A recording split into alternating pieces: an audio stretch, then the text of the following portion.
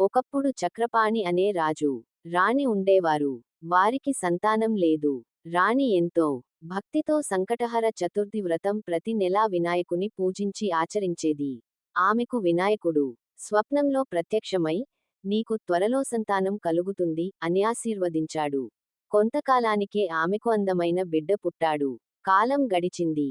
రాజు, రాణి వ్రతం చేయడం మానేశారు. ఒక రోజు ఆ బాలుడు తీవ్ర అనారోగ్యానికి గురయ్యాడు.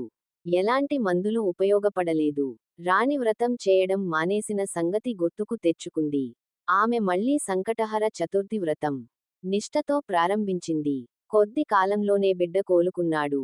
రాజు, రాణి గణపతికి కృతజ్ఞతలు తెలియజేసి, ఇకపై ఈ వ్రతాన్ని వదిలిపెట్టలేదు. ఈ వ్రతాన్ని భక్తిశ్రద్ధలతో ఆచరించి ఈ కథ వినినవారు అన్ని కష్టాల నుండి విముక్తి పొందుతారు. వారి కోరికలు నెరవేరుతాయి. సుఖశాంతులు కలుగుతాయి.